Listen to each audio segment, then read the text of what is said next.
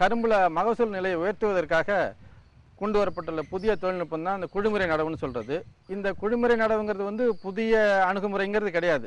இது வந்து 1984 இந்த லக்னோவில் இருக்கிற இந்திய கரும்பு ஆராய்ச்சி கழகத்தால் உருவாக்கப்பட்ட தொழில்நுட்பம் இது. அந்த சமயத்தில் வந்து நமக்கு வந்து சரியான முறையில் குழி எடுக்கிறதுக்கு கருவிகள் இல்லாதனாலும், மேலும் சொட்டு நீர் பாசனம் வந்து அந்த காலத்தில் வந்து அந்த அளவுக்கு பிரபலம் கிடையாது. அதனால் வந்து விவசாயிகளால் வந்து இந்த திட்டமானது வந்து அதிக அளவில் அப்போ வந்து ஏற்றுக்கொள்ளப்படவில்லை.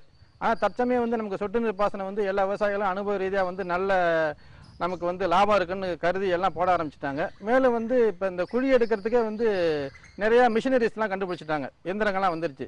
ஆனால் இந்த காலகட்டத்தில் வந்து நம்ம குழிமுறையை நம்ம புலப்படுத்தினாக்கா கிட்டத்தட்ட ஏக்கருக்கு நிச்சயமாக குறைஞ்சபட்சம் ஒரு 100 டன் கரும்பு அறுவடை செய்யலாம் என்ற நிலை இருக்கிறது. பெரும்பாலான விவசாயிகள் இந்த திட்டத்தை வந்து இப்போ வந்து பின்பற்றிட்டும் வராங்க. இந்த குழிமுறை நடவுங்கிறது என்னன்னாக்கா, ஒரு ஏக்கருக்கு வந்து 3 அடி விட்டமுள்ள 1780 குழி போடுறோம். குழிக்கு குழி பார்த்தோம்னா 5 அடி இடைவெளி இருக்கும். ஒரு குழியோட ஆழம் வந்து 1.5 அடி, அதாவது 37 சென்டிமீட்டர்னு சொல்கிறோம். இதில் வந்து கிட்டத்தட்ட 15 சென்டிமீட்டர் அடியை வந்து அந்த எடுத்த மண் மற்றும் தொழு உரம் இதெல்லாம் போட்டு நிரப்பிடுறோம். அதில் வந்து ஒரு குழிக்கு வந்து 100 கிராம் சூப்பர் பாஸ்பேட் உரத்தை போடுறோம். அந்த அளவுக்கு மூடின பிறகு குழி விளிம்பு இருக்கு இல்லைங்களா, அந்த விளிம்புலேருந்து 10 சென்டிமீட்டர் உள்பக்கமாக தள்ளி ஒவ்வொரு குழிக்கும் வந்து 16 இருபொரு கரணை வரிசையாக வட்ட வடிவமாக அடுக்கணும். இருபொரு கரணை அடுக்கலைனாக்கா ஒரு பரணை கரு கூட போடலாம். 32 கரணைகள் போடணும் ஒரு பொரு கரணைனாக்கா.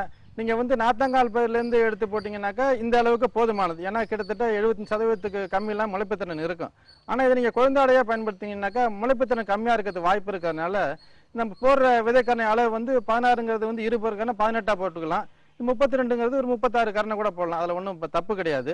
இது போடுறதுக்கு முன்னாடியே வந்து நீங்கள் சொட்டு நீர் பாசன கருவிகள் குழாய்கள்லாம் அமைச்சிக்கணும்.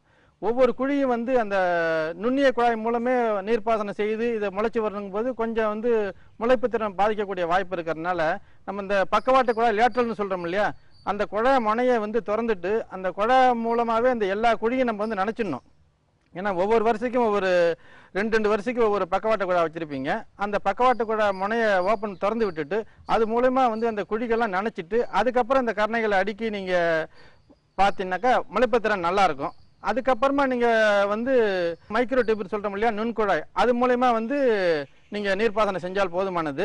அந்த ஒவ்வொரு நுண்குழாய்க்கும் முனையில் வந்து திறப்பான்கள் இருக்குது. அந்த திறப்பான்கள்லேருந்து பார்த்தீங்கன்னா ஒரு மணிக்கு 8 லிட்டர் அளவுக்கு தண்ணி வரக்கூடிய அளவுக்கு அமைச்சிருக்காங்க. அது நம்ம மண் தன்மையை பொறுத்து நமக்கு தேவையை பொறுத்து நம்ம எப்படி வேணாலும் அதை மாற்றிக்கலாம்.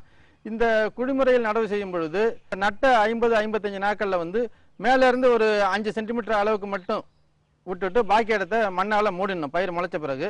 அதுவே மறுபடியும் 75-80 நாளில் மேலேருந்து ஒரு 1 இன்ச்சு மட்டும் 2.5 சென்டிமீட்டர் அளவுக்கு மட்டும் மேலேருந்து கேப்பு இடைவெளி விட்டுட்டு மற்ற இடங்களை பூரா நம்ம வந்து மண்ணை அணைச்சிடணும். அப்போ தான் வந்து நம்ம நுண்குழாய் மூலமாக கிடைக்கும் நீரானது அந்த குழியை விட்டு வெளியில் போகாமல் அந்த குழிக்குள்ளாரே இருக்கும்.